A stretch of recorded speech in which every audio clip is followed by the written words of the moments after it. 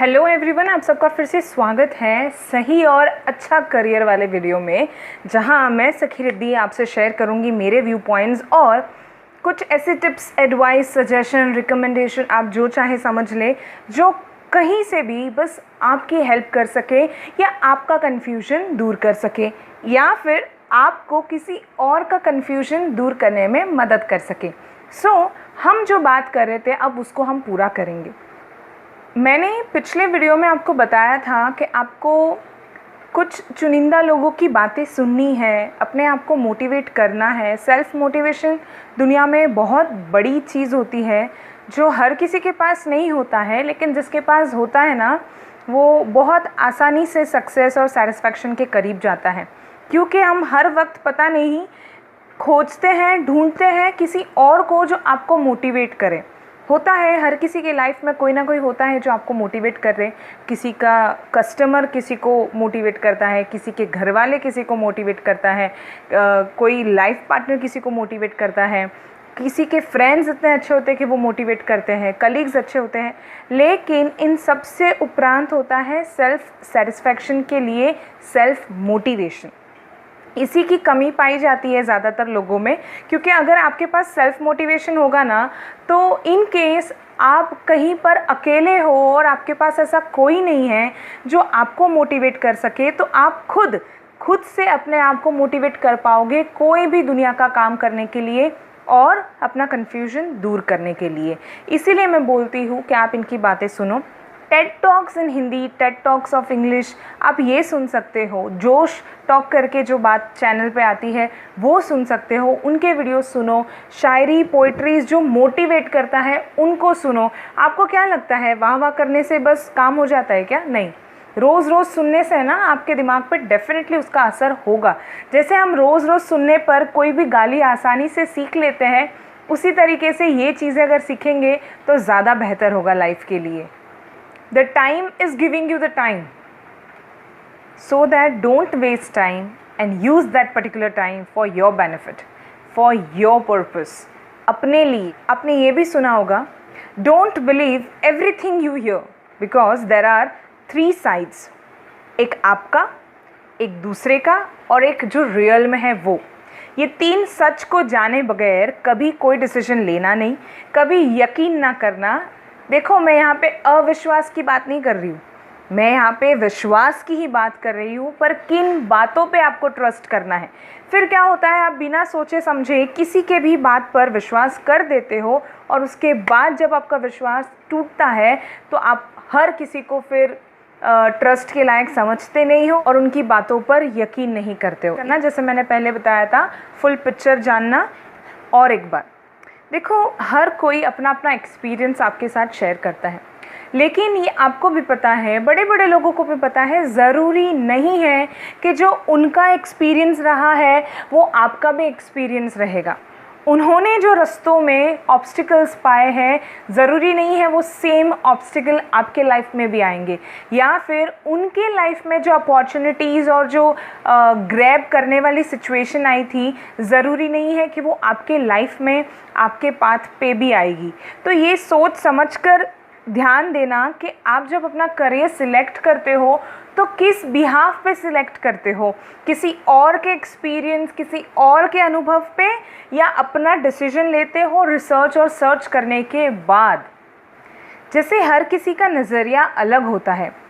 जैसे आपको पता है, एक ग्लास में आधा पानी भरा हुआ है, किसी को वो आधा खाली दिखेगा तो किसी को वो आधा भरा हुआ दिखेगा।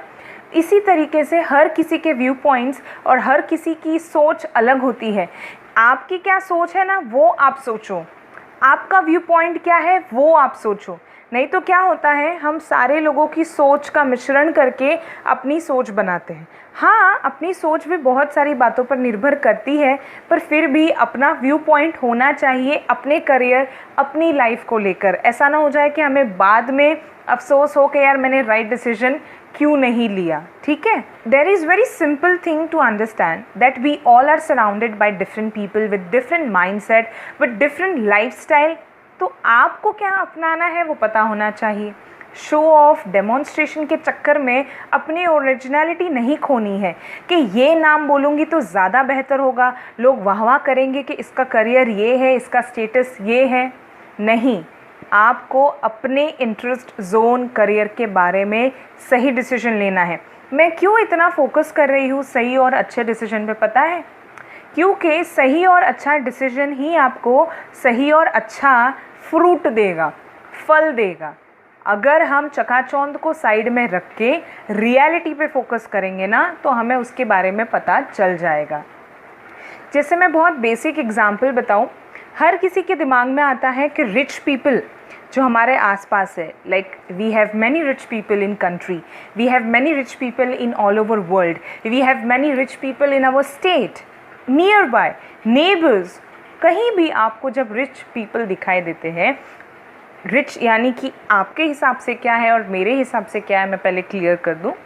Definition according to me, according to Riddhi Trivedi, मेरे पॉइंट ऑफ व्यू से रिच पीपल मतलब जिस भी मनुष्य के पास, जिस भी इंसान के पास, जिस भी व्यक्ति के पास कोई भी वस्तु, गुण या कोई भी ऐसी चीज़ जो उसके पास बहुत ज़्यादा है, तो मैं उसको रिच कंक्लूड कर देती हूँ। अब ऐसा है कि स्पेसिफिक डेफिनेशन यही है, रिच मतलब जिसके पास पैसे बहुत ज़्यादा हैं। तो आपने ये भी सुना होगा कि जो खुश बहुत ज़्यादा है वो भी अमीर है, जिसके पास अपनों का प्यार है वो भी अमीर है। अच्छा, आपको ऐसा लगता होगा कि ये कहने की बात है, नहीं तो फिर आप उनसे पूछिए ना, जिनके पास बहुत सारे पैसे हैं पर अपनों के लिए समय नहीं, प्यार नहीं और कोई पूछने वाला तक नहीं है, या फिर सर पे हाथ फेरने वाला कोई नहीं है, या अपनी बाहों में लेकर उसको सांत्वना देने वाला भी कोई नहीं है, तो उसके लिए वो पैसा, वो रिच स्टेटस क्या काम का, जो उसके मन को सुकून ना दे सके। आप समझ रहे हो मैं क्या कहना चाहती हूँ? रिच का डेफिनेशन हर किसी के पॉइंट ऑफ व्यू से अलग होता है।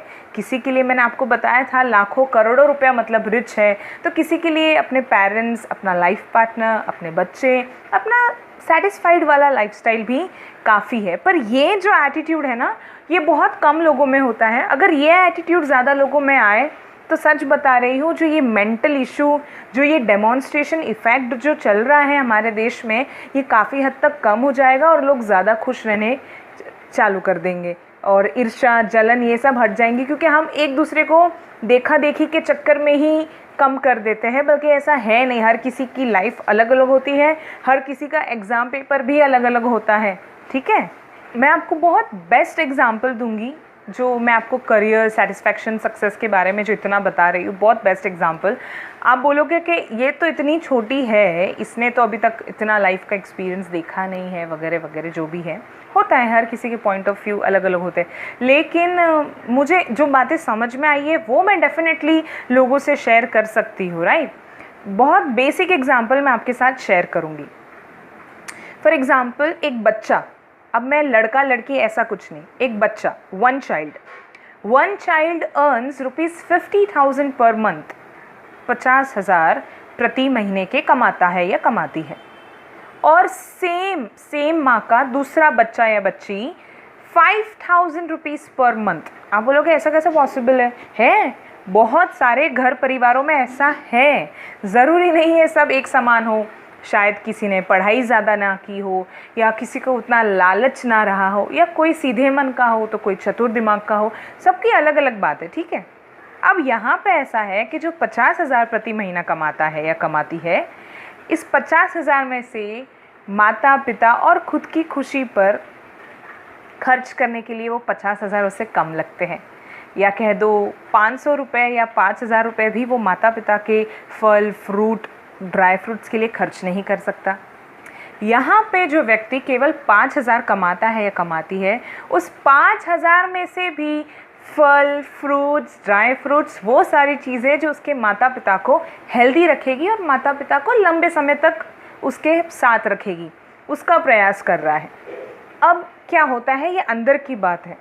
जब लोग जो देखते हैं ना, लोग, शुभ चिंतक, हमारे शुभ चिंतक बहुत सारे हैं हमारे आसपास, ऊपर नीचे बहुत सारे जगह, मतलब पूरी दुनिया में समझ लो, उनको ऐसा लगता है कि ये कितना निकम्मा है, 5,000 रुपये महीने का कमाता है।